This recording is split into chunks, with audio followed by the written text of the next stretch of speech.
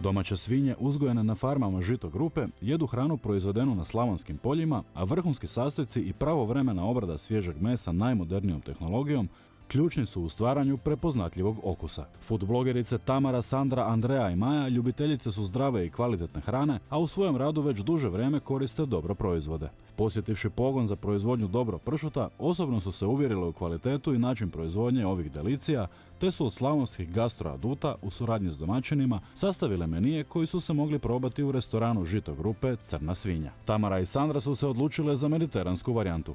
Za predjelo su posluženi mini ražnjići od mozzarele omotane u dobro pršut sa šeri rajčicama. Vrlo jednostavno, gore balzamični ocat. Izgleda šik, a priprema je u 5 minuta. Njihovo glavno jelo su činili teleći odresci s dobro pršutom i kaduljom uz blanširane šparoge. Pršut je briljirao. Zašto? Zbog njegove meke teksture. Em je mek, em nije toliko slan i fantastično se slaže sa jelima koja traži termičku obradu. Znači ne pusti jako puno soli. Slatkast, mogla bi reći, nije onako jak. Evo, stvarno može ga se svaki dan jesti.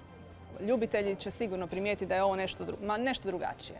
Dolazi iz srca Slavonije gdje se proizvodi po talijanskoj tradicionalnoj recepturi od svježeg mesa, kontroliranog podrijetla. Osječanke Andrea i Maja su se pak odlučile za proljetni slavonski riblji meni. Za predjelo su napravile proljetnu torticu s dimljenim šaranom. Krenule smo sa predjelom čija je glavna zvijezda što se tiče dobro proizvoda njihova buđola.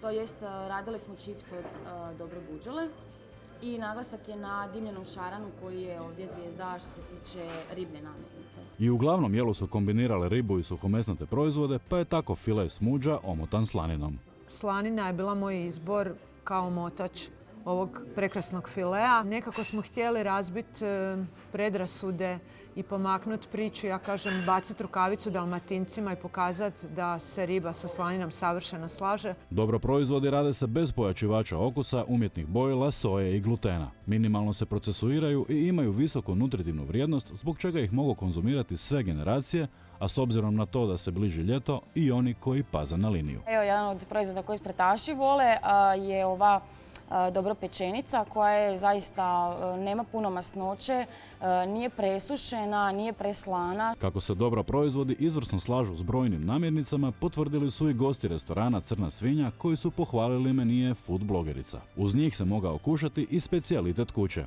file od crne slavonske svinje umotane u dobro slaninu.